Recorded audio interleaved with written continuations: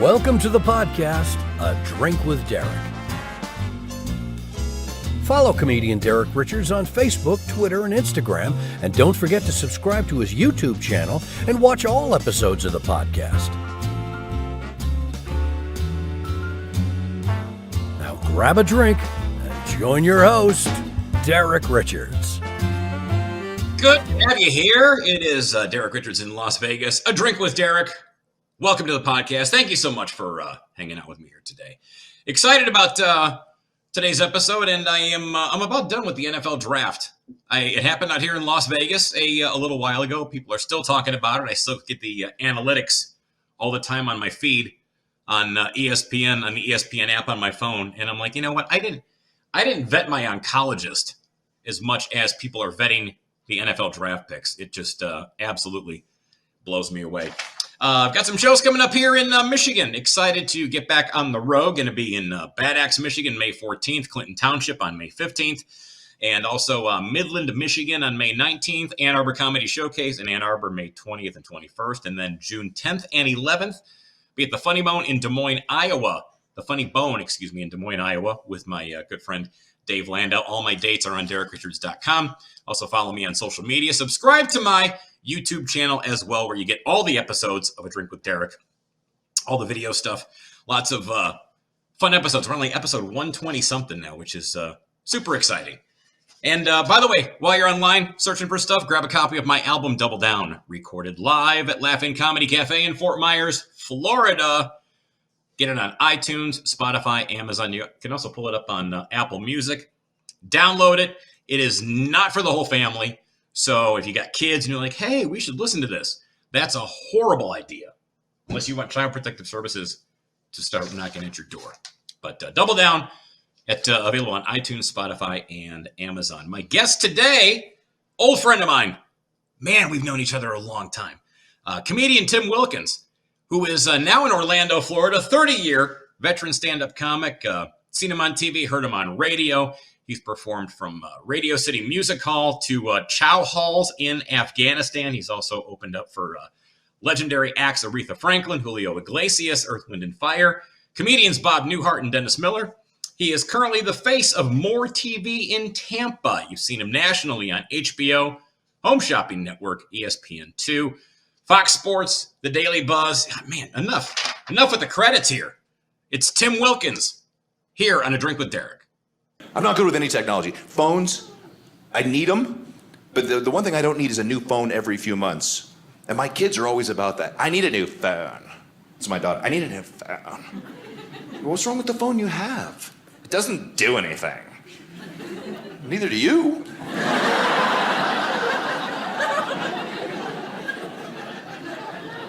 You go in the iPhone store, they're always on you. Oh, you gotta get the new phone. All right, what does it do? Well, it's iPhone 10. How much is it? $1,000. I said, dude, at this point in my life, I don't need anything expensive called X. Some people got that. Some people, I haven't been to Rome. I don't know. You said 10 a minute ago. Don't change the joke. I remember the first time one of my kids wanted a phone, it was my son. They always put him up to it. He's the oldest, and he came rolling in. He's like, hey, Dad, I need a phone. What do you need a phone for, man? So we could talk. I'm like, dude, we don't talk now. When we do, it's not a conversation I want to pay for. Talking to him's like talking to Stallone in Rocky. I'm like, he comes home from school. How's your day, buddy? What's up? You hungry? You got homework, don't you?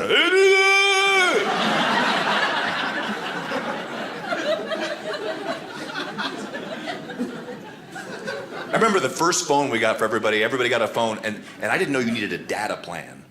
They said, oh, just get a phone. And there's like family plans now. Back then, it was 10 cents a text. And they don't even look at the keys. Like, click, click, click, all day. The message comes in, message goes out. We were getting charged for every message. First bill, 14,000 texts. Yeah, at 10 cents a text. Anybody see Rain Man? Want to figure that one out? Yeah, 14,000, 10 cents, $1,400. Definitely a lot of money.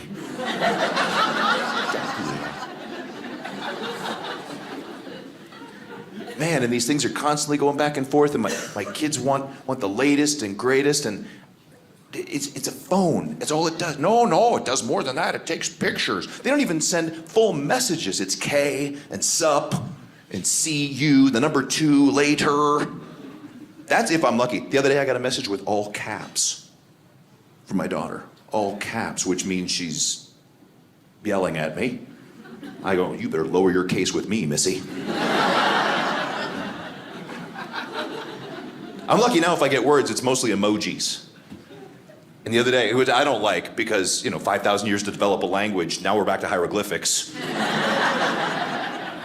And now I gotta get my reading glasses to figure out what, honey, I'm getting a message from upstairs, bring my glasses. All right, she sent lips and a donkey.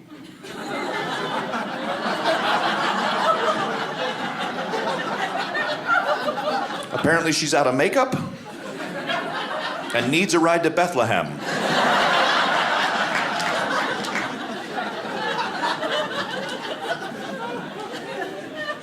They taught my mom how to text too, which is hilarious, because she thought there was a Hershey's Kiss emoji.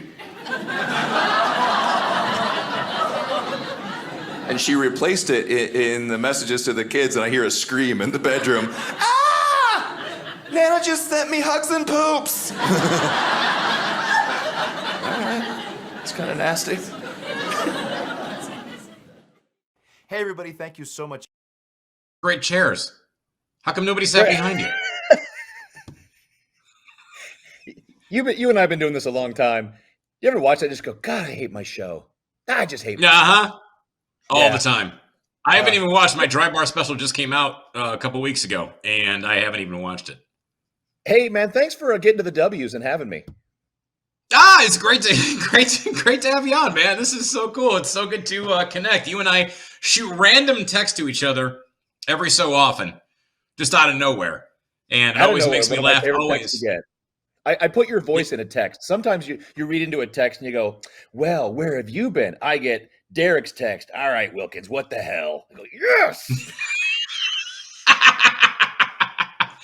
Good to see you, my friend. You're keeping insanely busy. It's great to get a chance to catch up. You are in Orlando, Florida right now. You've been working remotely. We'll get to all this stuff here in just a little bit, but you've been doing stand-up comedy for a long time, almost 30 years now? 32 years this year. Wow. That's insane. I remember you and I think like one of the first times that we had met has got to be the gig that you had booked in Sarasota, a one-nighter that lasted for years, Gecko's Sports Bar, which was such a fun. How long was it? 10 years? 10 years. We, for the first 8 years, Carmen and I booked that, didn't make shit off that gig, but we made so many friends. I got to try out material every week. The first 4 years, the budget was so low after I paid the comics, I was able to get employee beans and rice. The employee price on a cup of beans and rice. Not the bowl, the cup. I remember, and you've had some phenomenal acts come through there. I met Daniel Tosh. Yeah. When he worked for you guys over there, Chris Porter, who's hilarious, when he came passing through. I mean, and I'm just scratching the surface of the acts that came through. But that was a perfect little add-on gig in Florida. It was a Sunday night. It was always a fun crowd. You were there, Carmen Sarasillo, another comedian who's still based in Sarasota now, if I'm not mistaken. He's still down there? He's still down there, and he's wrapping up about a 25-year run teaching comedy construction school to the 30-plus thousand contractors that have to take forced continuing education every 2 years. One of the most brilliant moves ever. Well, that's one of those things that people don't think about in this business. They think you're a stand-up comedian, and you're out on the road just working comedy clubs and hustling from one gig to the next. But the people that have vision and have the entrepreneurial spirit and really the need to want to pay their bills. Because let's be honest, the Biden administration's not going to, go ahead and forgive our, power debt. No, the last 3 gigs I asked to be paid in gas cards because that's the new Bitcoin. So I buy low, and then, as the prices fluctuate, I go fill my tank with whatever gig I just got paid on. That's just douche, Biden. I know. It's completely ridiculous. Well, speaking of like Carmen and talking about what he did, go ahead and teaching essentially comedy construction school, where he's done that for so many years. You have done an amazing job of pivoting from comedy to television. How did you end up making that change? Well, I was actually auditioned for a couple things, but then auditioned for a morning talk show in Tampa. Well, kind of the cool story that led to that was I was on the road with Larry the Cable Guy, and he was about to take off in his career with the other three guys. And I said, "No more opening gigs for me, man. What can you hook me up with your agent?" So he gave me Colleen's number, but she was handling Tosh, some other comic, and Larry. And she said, "Look, I got my hands full with these guys. Call my friend Bobby in St. Pete, Clearwater. He runs a club, Ruth Eckerd Hall. It's a club. It's a 2,200 seat theater." And so I called Bobby, and he goes, "Oh, Yeah, nice so funny club. you should ask." "Oh, nice club." He said, "So funny you should call. I need an opener this Thursday for Earth, Wind, and Fire." So I was in Atlanta, bought a ticket and rented a car that cost more than I was getting paid to open for EWF, opened for them. They invited me to 4 more gigs, which led to all the people I ever opened for. And that was the the PR lady from Ruth Eckerd Hall that called in 2005 and said, "They're auditioning for this new morning talk show. You should go read for it." And that was the start of everything that happened in TV. It just took off from there. Wow. That's a really cool transition. Now I want to talk about, speaking of Earth, Wind, and Fire. How did you ended up working with a number of these brilliant artists? Aretha Franklin. I want to ask you about a few of these in particular. Your experience, or best experience, or just experience in general with Aretha. Nope. It wasn't the best experience. The first night they come over to the tour manager for the promotions company and Bobby, and it was the tour manager comes over and goes, "You guys get an opener?" "Yep." I'm standing behind him. "Did you get a black guy?" They turn and look at me and go, "He thinks he's black." And so she was already not happy the first night. I went out, had a great show. I was with her for 7 nights. And 2 nights later, I'm in catering with her son, super kid. And they go, "Aretha's going to catering. Everybody go back in your dressing rooms." He goes, "You're cool, man. You're cool. Don't go anywhere." She comes in, starts taking pictures of the food, looking in the hot trays.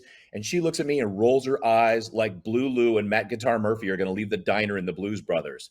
She goes, "Who's this, Teddy?" I said, "Mama, he's the comedian. He's funny." "I don't like him." And she said, "Is he not funny?" "Oh, no, he's funny. He's not good. I don't Wow. like him." And she just walked off. And he said, "Just stay here and enjoy your meal. Don't worry about it. She's cranky." And she was just not interested. She just wanted her money, do her show. She was one of those couple acts that gets paid in cash, puts the purse under the piano, and then as she's singing whatever goodnight song she's singing, she reaches under, puts the purse over her shoulder, and walks out with her money. Wow. That's that disappoints me to hear that about Aretha Franklin, being from Detroit and obviously the the Queen of Soul, but to have that exchange with her, there's no reason for that. No, she was the queen of tax evasion, from what I heard. That's why she wanted it Yes. in cash and right on the spot. So funny. Julio Iglesias. Almost 7 years with Julio. That was another referral from Ruth Eckerd. And the very first night, I run up to him like I'm a comic and he's the headliner. And I go, "Hey, man, what do you want for an intro?" And he goes, "There is so much to say. Just pick something." So I'm like trying to Google him, and I finish my set, and I go, "Ladies and gentlemen, internationally adored touring sensation Julio Iglesias." And they're playing his intro, and he walks over and he goes, "You are very funny, but if you want to stay with me, you need to know I am no international. I am universal." And I go, "What the hell is universal?" And he goes, "Like the universe. Let me tell you something. They send the spaceship to Mars to look for water or signs of life, to find people. They don't find nothing but a Julio Iglesias CD. I am universal." He said this to you. Dead I ass mean, serious. while the intro is being played, Well, they're playing his lead-in music, and he just reaches over and goes, "Stretch, stretch." And he's telling me everything I need to know to open for him for the next few nights. And then at the end of the few nights, he goes, "I want you to come with me." So me and Panette were his two, and oh God, I think of the other guy's name, were his longest running opening acts. The other guy, John something, I'll think of it in a minute, but almost 7 years. Radio City Wow. Music Hall, up to 20,000 people at some places, outdoor events, winery tours. Awesome gig. That's insane. I think it's hilarious that he said they go to Mars looking for water and they find a Julio Iglesias CD. True story. That makes me laugh. Bob Newhart, one of my favorites. Oh, Bob. So I get to the gig, suit over my shoulder, walking down the hall. I walk into the wrong dressing room, and this giant dude with a baby block for a head and square shoulders goes, "Yeah, I got him.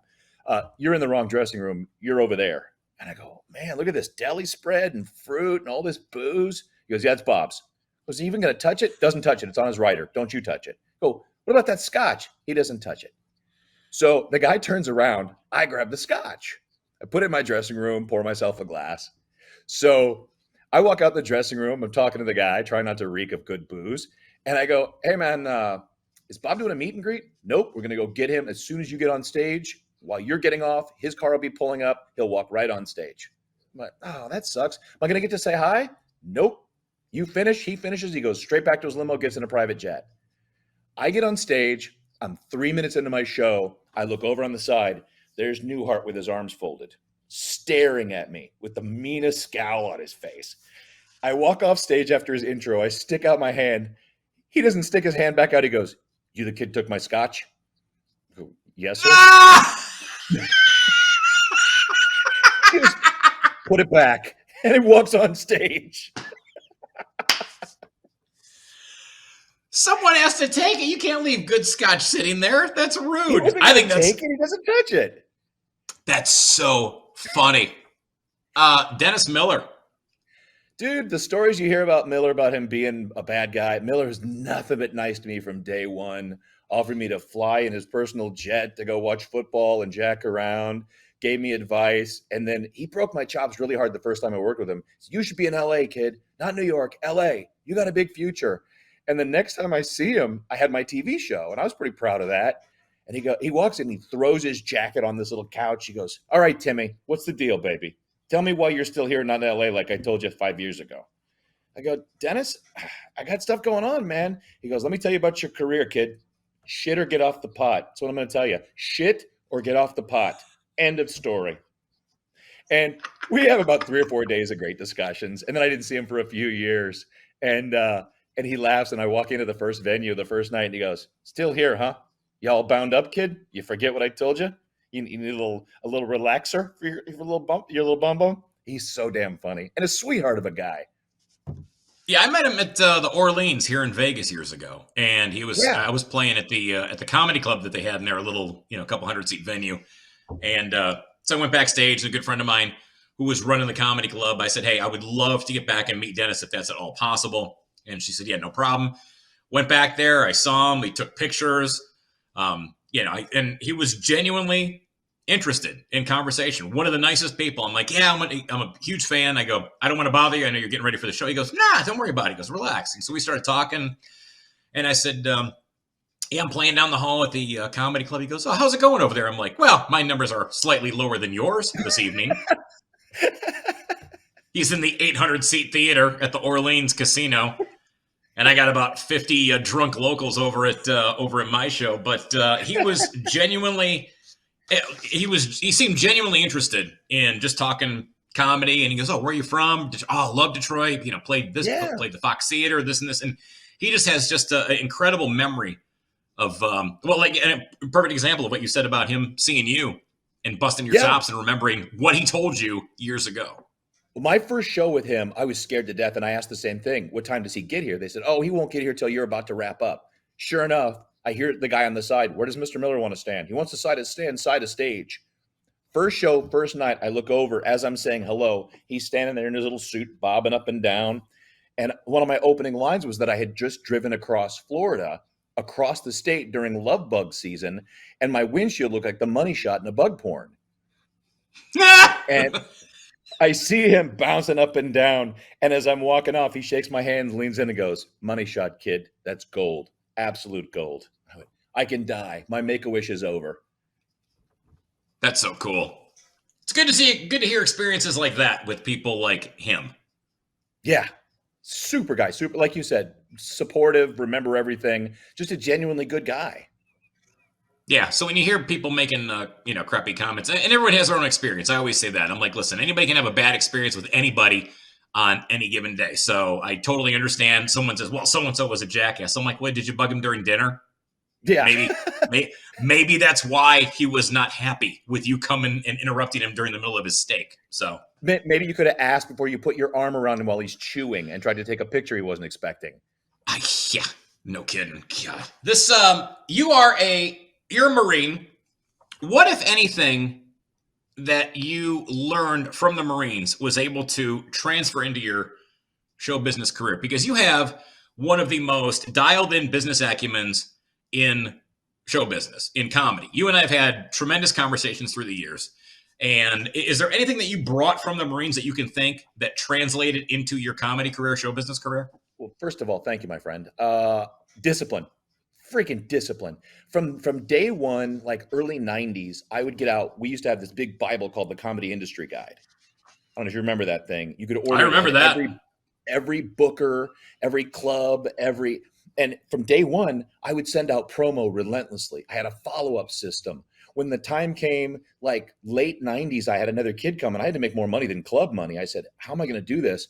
And I put my head down and found whole new venues to do comedy, new avenues, from concerts and corporate shows to cruise ships, and ways to get out into the world and make a lot more money than a week at the Chuckle Hut in Cedar Rapids. And I would go, dude, I've got, because what comedians don't think about is the net. And I would run this by comedians, even headliners. I go, what the hell's a net? I ain't fishing, you dumbass redneck. The net is what I'm going home with after an airfare, a rental car, eating for 4 days, booze, whatever it is, 3 guest memberships at a gym. I'm making $300 on a $1,200 week. So that was my biggest thing. Driving through the night, driving all day, the discipline to just move forward and never give up, never quit. When did you start making what prompted the final thing? Because you still do comedy now. You still do corporate events, and you do the occasional clubs from time to time down in Sarasota. You're at McCurdy's, I believe. Every so often, I see your mug pop up on my Instagram feed. What finally made you make the switch from being road dog to going more corporate and doing more of the emceeing like you do for these different competitions? We'll get into that. But what was the switch that finally went, I'm done? It really, well, God, there were so many bad gigs. And, you got a memory that I was just telling my wife, Derek remembers everything, which I love. And it was gigs like, you and I were in like Greensboro, Greenville, or Spartanburg. Greenville, South Carolina. The guy tried to stiff us. Do you remember that gig? Guy tried to stiff us.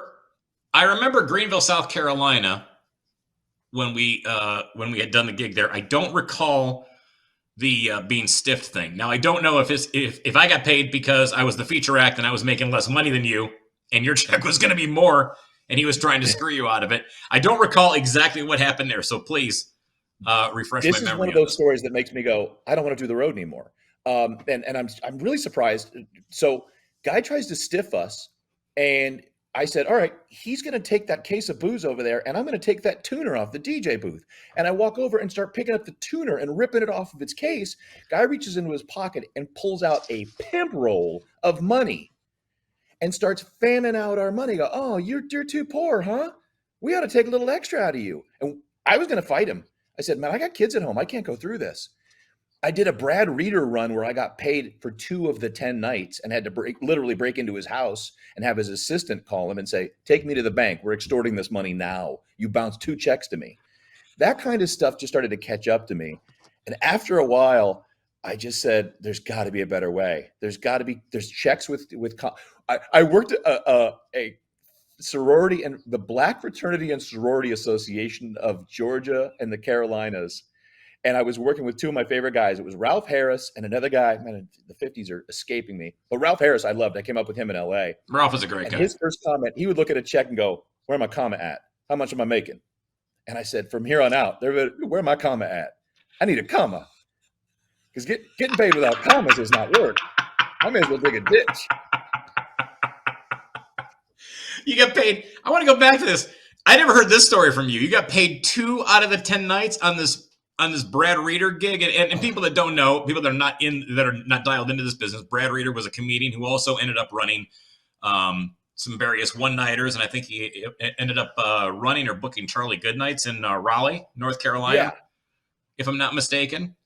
Yeah. So the first, some of these gigs, the club was going to pay us, then the booker was going to pay us. So the couple of nights that I got paid from him, the check bounced.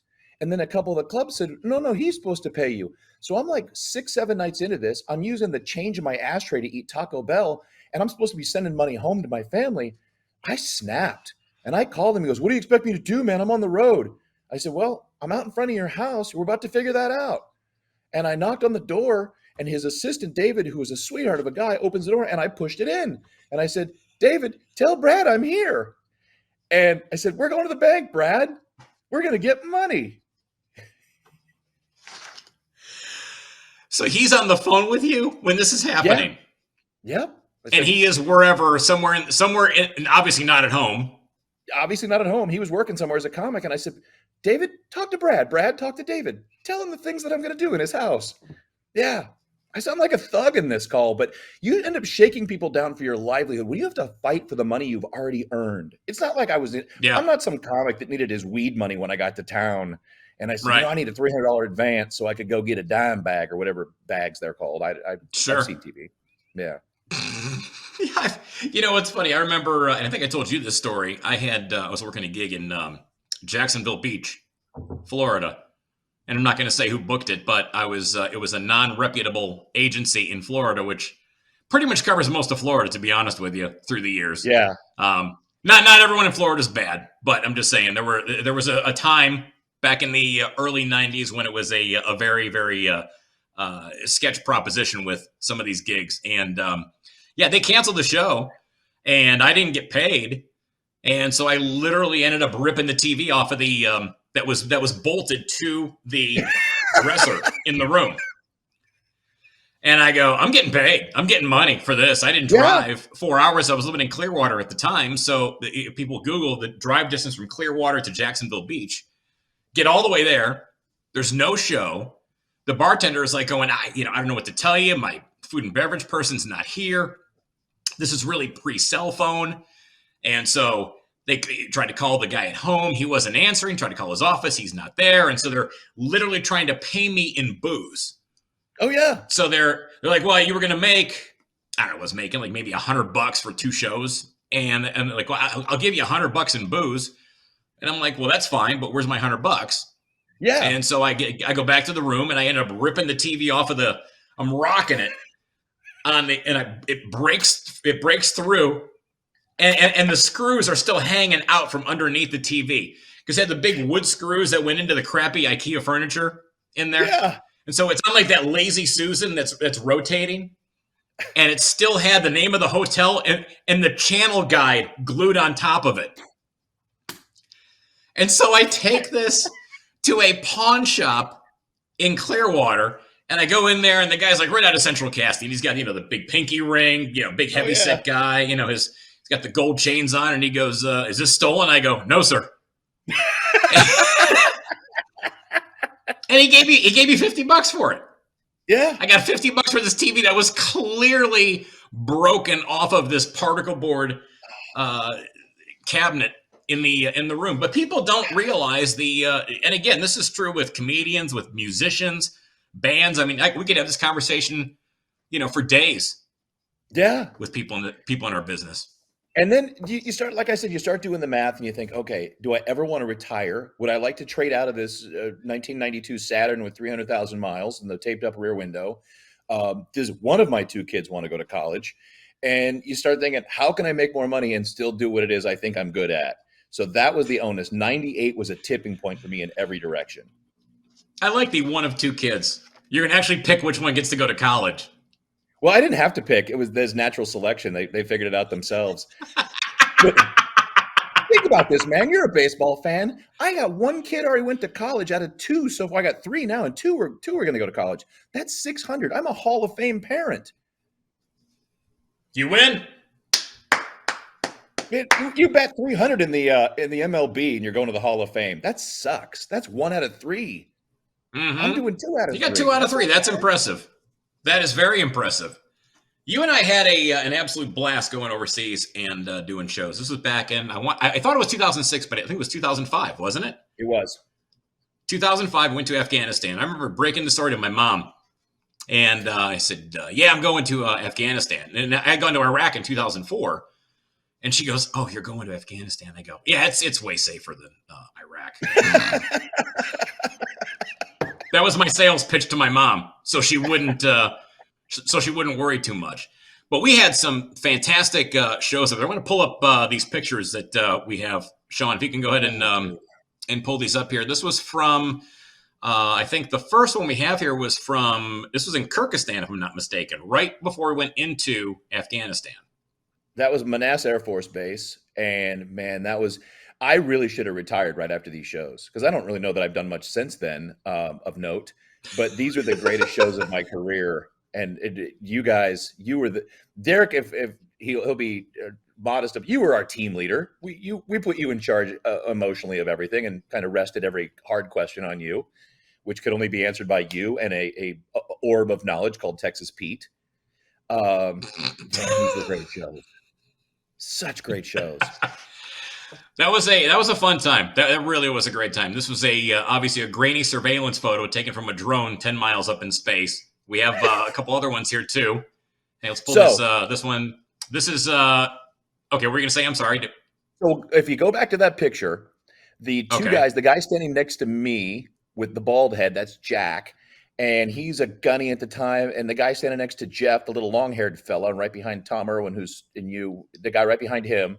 I believe he was a captain. And they came up to us after the first night and they said, "Man, it's too bad you guys aren't here to be tomorrow night. There's 50 guys coming out of the field that could really use a show." And then that next night's picture you see with us with these other guys is the next night. Fast so everybody forward was to on the next guard one. There we duty go. on the base. There it is. Everybody from guard duty from that base came to the show. They came back up to us again and said, "Oh man, great show, fellas." And just so people know, we weren't doing this on purpose. The shows, our flights to Afghanistan kept getting canceled because, they need beans and bullets downrange. The comedians have to sit this one out. So they come up to us and they go, "Oh man, too bad you guys aren't going to be here tomorrow night. There's 400 guys coming out of the field that could really use a show." And then this happened. Yeah, it was this is actually inside of a clamshell is what they call it. And so it looks, you see this on military bases all the time. And what happens is one end of this building opens up like a clam. And so they can put anything in there. In this case, they put people in because they had guys coming up from downrange that were coming back into Kyrgyzstan to kind of decompress. And so this next picture here, let's advance it. This is Tim on stage. Look at it, and that is so. And you look on the right-hand side, you can see where that thing kind of bends down. And so what happens is that opens up, and then it can bring in whatever needs to be brought in, whether it's tanks or troops or whatever. And they literally said, "Hey, what do you guys need for a show? Do you remember this?" And I said, "Look, if you have any kind of a stage, that would be great." You're standing on the back of a flatbed truck. So, Derek, this is a loader from one of the C-130s. And Derek leans over to me and goes, you think if I asked that gunny for something to stand on, he'd find something?" I said, "I dare you." And he starts yelling at privates and PFCs who quickly back a loader off the flight line. And all 400 of these Marines and Navy corpsmen make an amphitheater with their cots. So they're not on chairs. They're actually sitting on their cots. And each guy would go up and do their show on this loader with the speaker system. And the precursor to this was we kept asking the leadership at the Manassas base, because this was about 2 miles off base, if we could go down there or if these guys could come up. And they would go, "Oh no, those Marines come up here, they get breakup calls from their girlfriends, they smash our PlayStations and Xboxes, they gum up our barbers and our day spa." So we said, "All right, can we go down there?" And they gave us a ride down range with a security detail, and each guy would go up and do a show. And you would intro them, and the next guy would be climbing down the ladder off this giant loader. And each guy that's coming down is going, "Dude, that is the greatest show you're ever going to do. It's magical up there." And it was absolutely magical. Greatest experience. And when you say speaker system, you're talking about the speaker sitting right in front of you. They had one speaker. That was it. But I mean, I'll tell you what, those guys, I give the military, I give the Marines all kinds of credit for being the most resourceful people on the planet, because that guy literally put together the best comedy show in the history of my career, hands down. It really didn't. We did 2.5 more weeks of shows because the next day we realized that comedians have like the rank of a colonel in the Army. And we went into the travel office and went, "Oh, you guys are O-13s or GS-13s. Holy shit. Well, get us a ride." So we loaded up in that C-130 and flew down to Afghanistan and then hopped around on. I have this great picture in my office of us on a spy plane, helicopters, just craziness every day flying to bases. Just incredible. Well, remember, we couldn't get out of Kyrgyzstan, and that one base commander kept walking by us and seeing us in the dining facility. He goes, "You guys are still here?" Yep. That was the base commander. He was a reserve California Highway Patrol guy, and he's going around the room when we get there after 24 hours of flying and 4 to 6 hours being stuck in customs because we didn't know we could bribe the guard with a vitamin. Remember that? Yes. You go, "Oh, you could have given him a multivitamin." Really? The country's that desperate that my Centrum could have gotten us through immigration? Can you imagine if you brought Twin Lab? We could have owned Afghanistan. You bring actually a good quality vitamin and not some crappy Flintstones chewable, and we could have bought Afghanistan.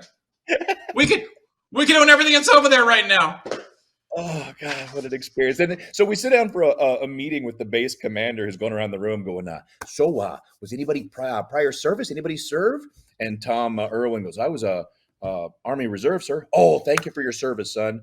I raised my hand at Marines. "Oh, you Marines are tip of the spear. You need anything tip of the spear, you let me know." And he was giving me a ration of trash the whole time. But then the time he was ready to see us off was when they were doing the changing of the guard ceremony. And Jeff Capri decides to roll through there in his towel with his long hair and his reflective vest, half naked, and his flip-flops. That was the best. They literally had the ceremony right outside the tent that we were staying in. And where we needed to go shower was right across this little walkway. I'll never forget that. It was like a little courtyard. Yeah. And so Jeff was coming from the shower, looking like a classer surfer dude from Huntington Beach, California, which he is. He's got a toothbrush hanging out of his mouth. He's got a towel wrapped around him. They're doing the big exchange of leadership, and he's walking by going, "What's up?" Goes walking across. They're like, "Okay, this crew needs to get out of here. We simply cannot have them hanging out here. We can't have them here hanging out any longer." Incredible experience. You have always been insanely healthy. You got into doing physical fitness competitions.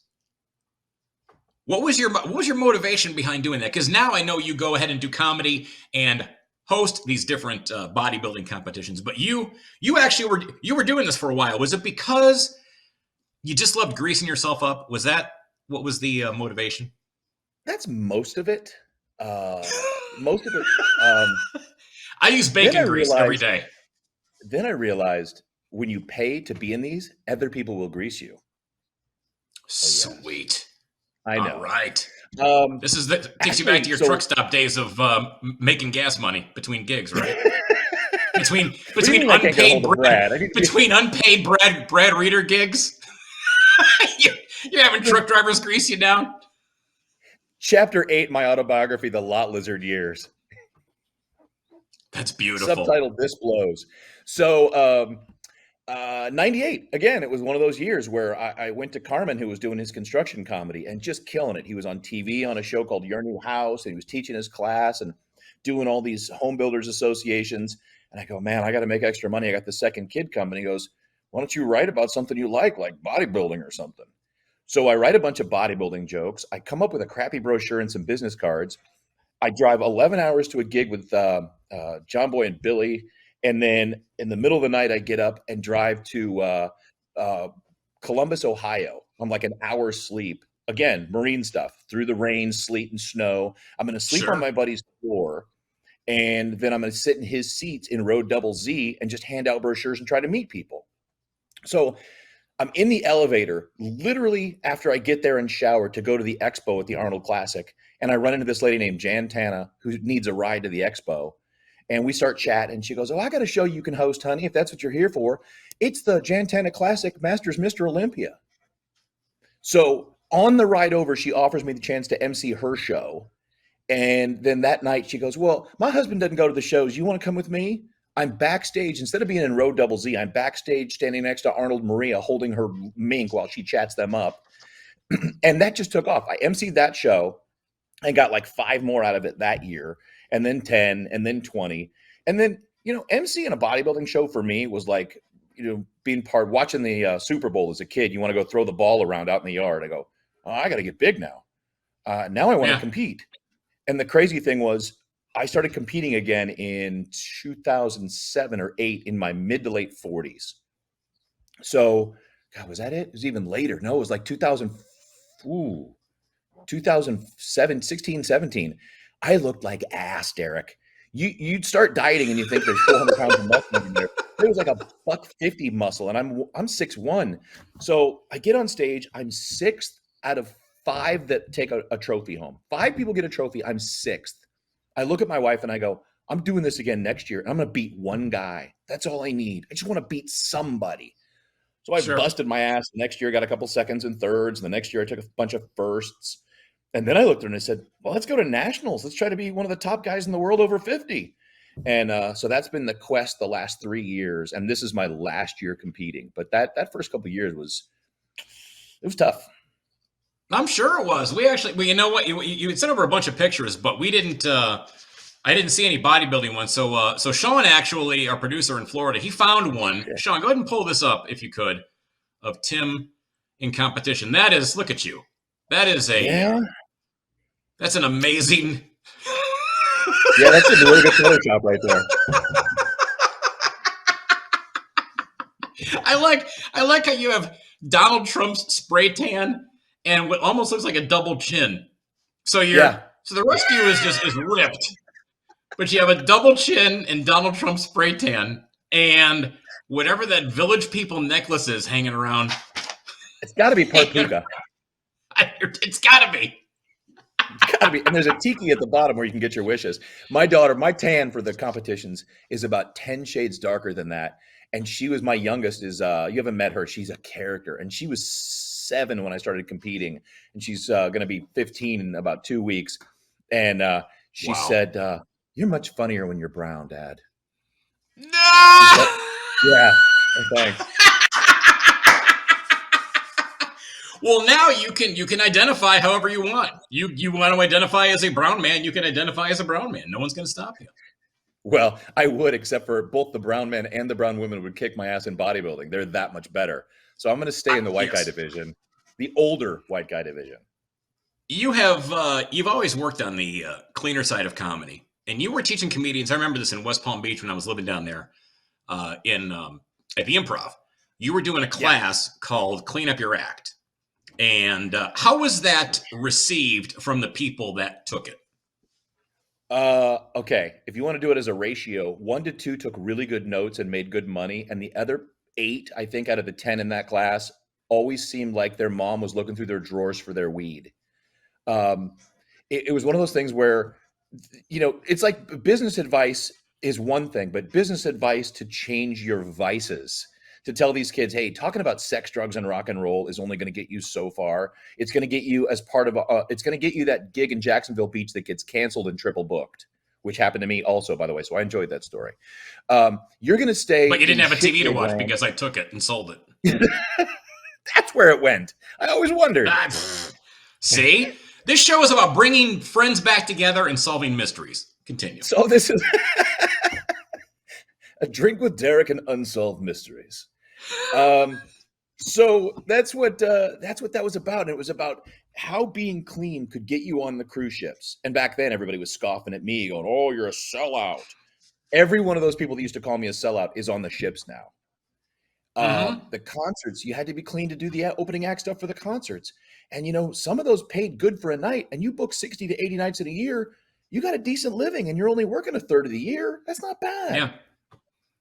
No, and some of these guys too, it's like when you tell people to work clean, and I've booked shows, you've booked shows, and you say, look, you got to be clean. And people don't understand what that means. And there was a guy, he did a show at a country club that I had booked in Michigan. And I said, listen, you just got to be, keep it clean. You don't need to be squeaky clean, but I mean, just keep it clean. And so the guy went up, and apparently he was talking, instead of saying his, the slang term for a vagina, he was talking about his girlfriend's taco.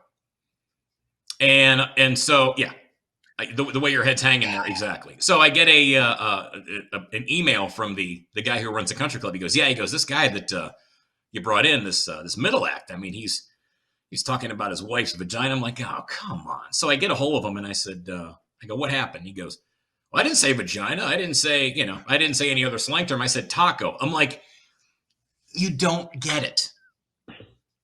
And sometimes it's literally like talking to a squirrel, and they just don't understand. What was it?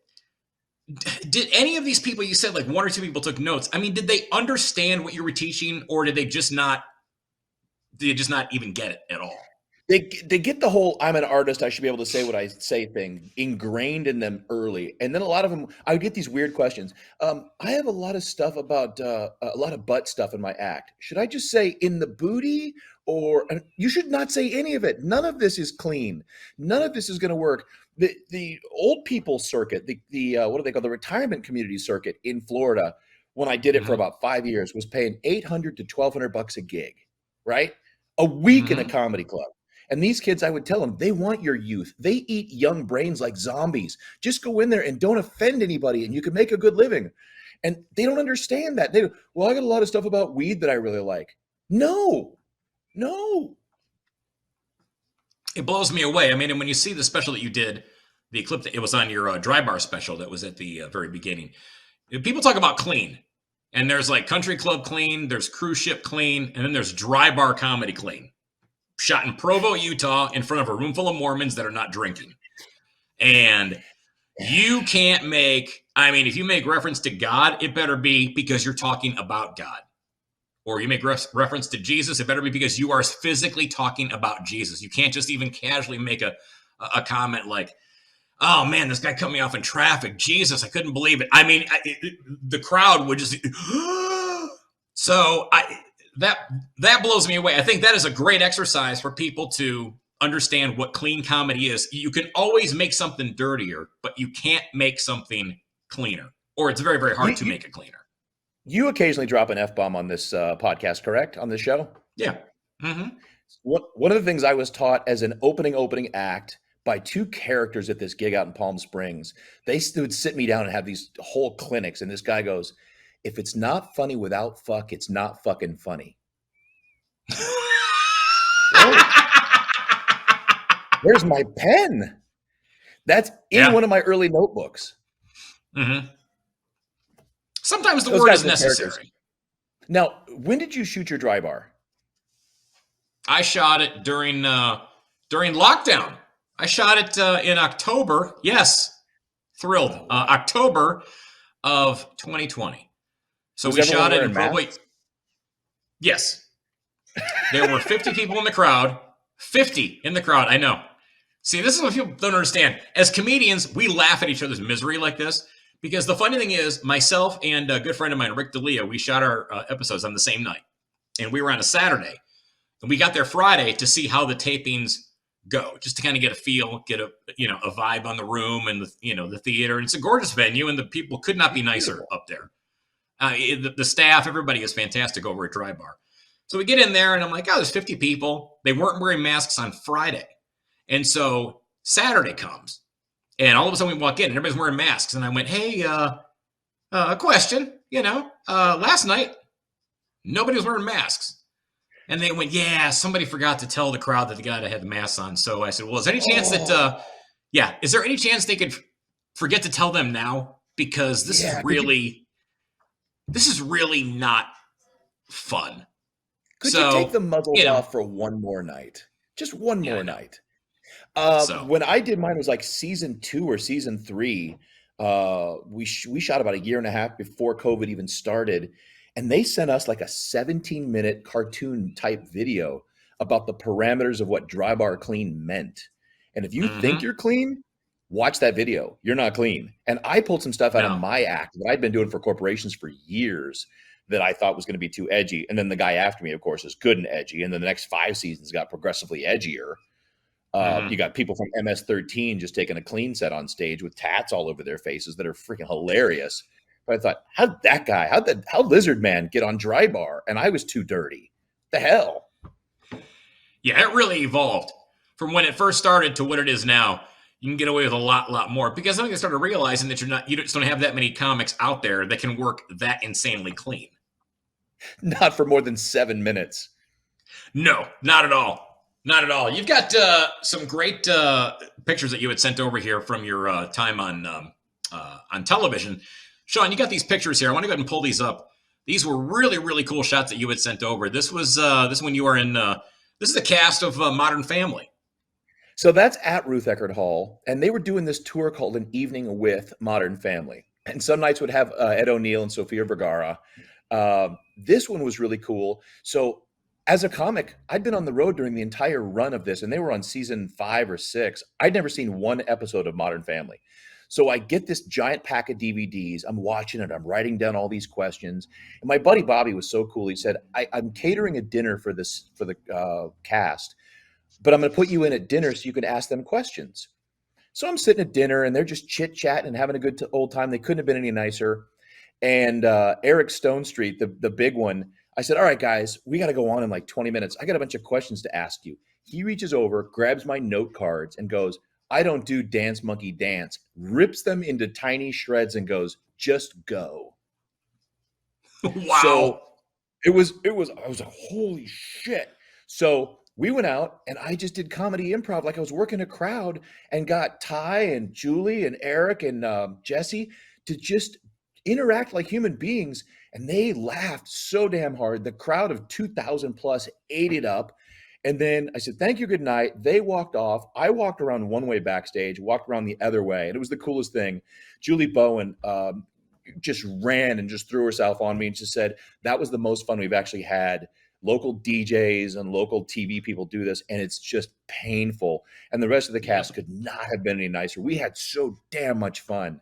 They were just great people, and they just told stories about their lives and how they got there, and bloopers from the show, and how much they all pick on each other. It was just a blast. So you got to have somebody who knows what they're doing, like a comedian like yourself, who knows how to interact with the people. Because we've both been in those situations where we've done TV, where we've done radio, and it's just been an absolute nightmare. They just don't know the direction to take anything in, and it just absolutely fails miserably. So I'm glad that was such a great experience for you. Let's take a look at this next picture here that you had sent over. Tell me about this one. So this is fun. That's my buddy Tommy Clobber. He's a chef in Sarasota. And we would do all these celebrity chef night fundraisers for YMCA and Boys and Girls Club. I would MC that and do the live auctions. But the way that I got into that was when I got on the TV show.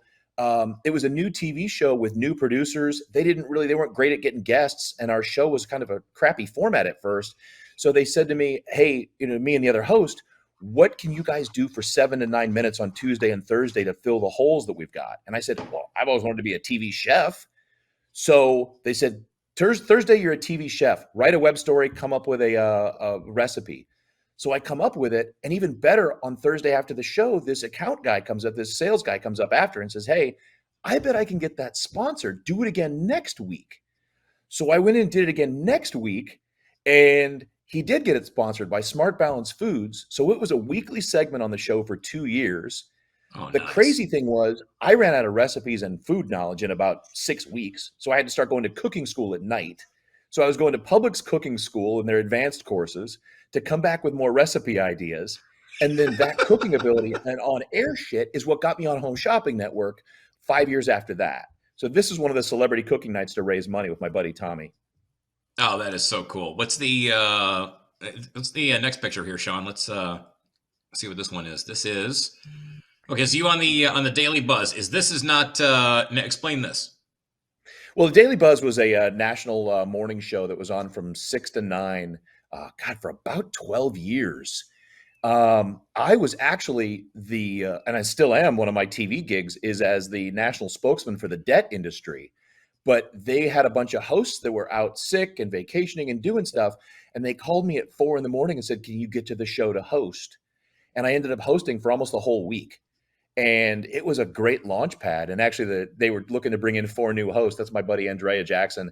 They were looking to bring in new hosts, and the executive producer of the show says, "I can't believe I didn't consider you first," which was, a nice thing to say. But you prick, you could have talked to me a month ago. But what a blast that was to anchor a national morning show for a couple of days and get that feel after doing my local yokel Tampa show for 2 years. Oh, that is super cool. That look on your face says, I'm Tim Wilkins. I can sell you a reverse mortgage. Yes, and that was a good audition for selling reverse mortgages. Next picture. Exactly. Perfect. Next picture here. This is okay. This is your home shopping network, or is this QVC? So, this is HSN, Home Shopping Network. This is HSN right here, and I got in 2010, so that's been a 12-year run that's still going. But they were talking about how healthy this thing is to cook with.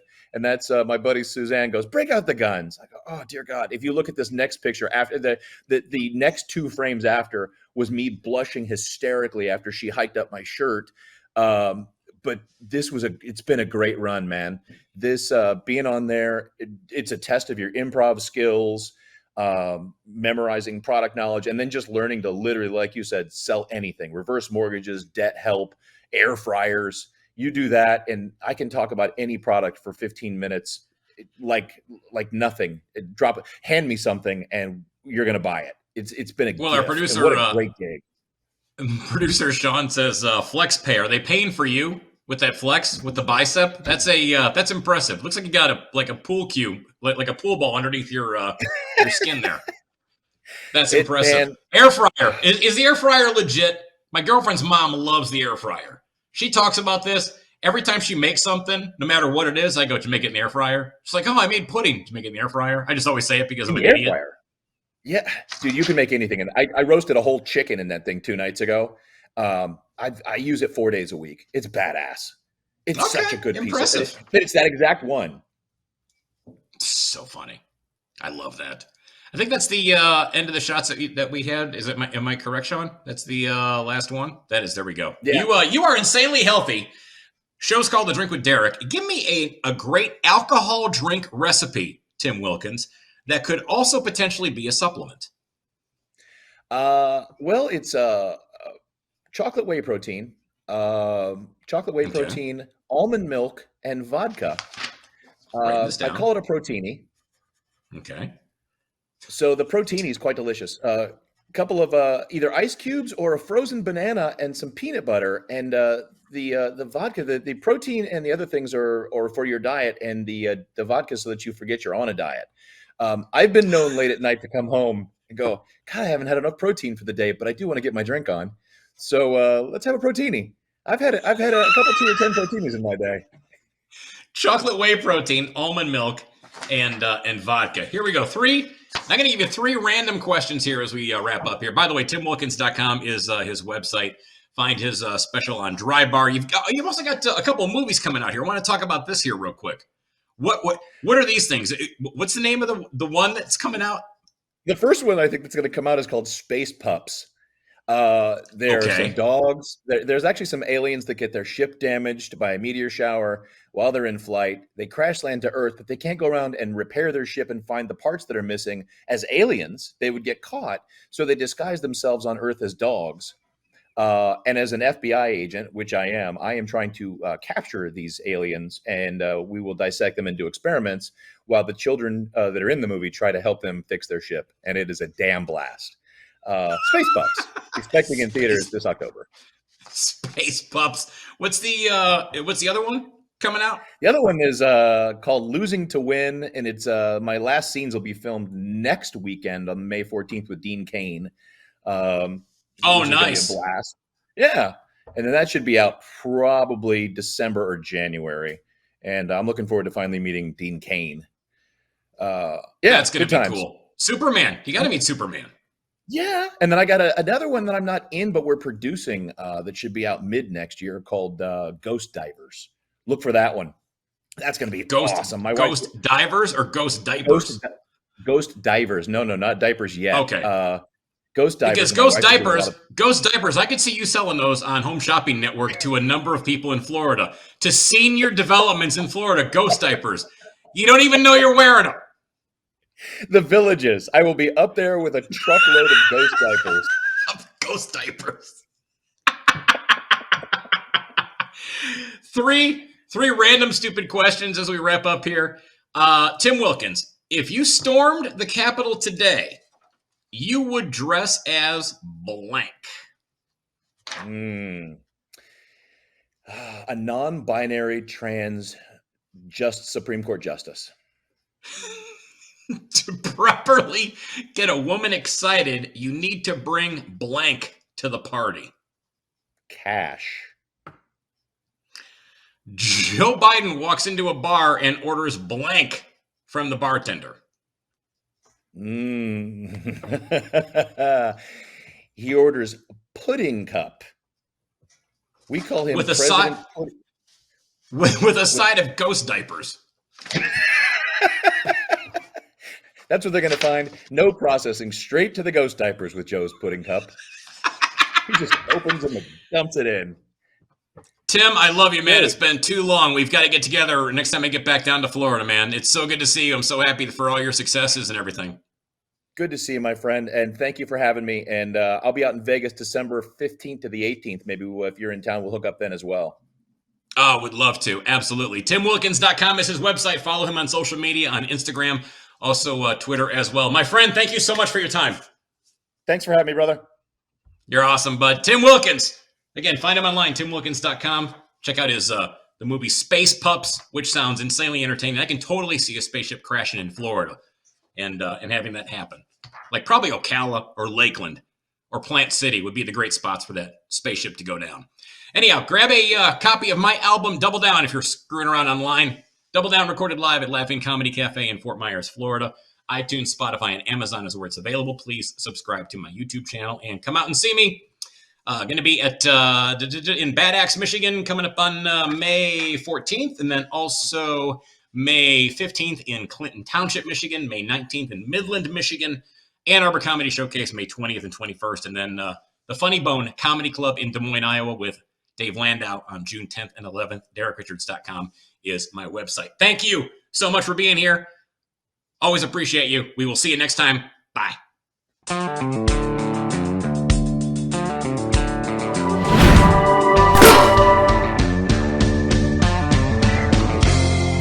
You're watching Conservative Television of America, working hard to stick socialism where the sun don't shine.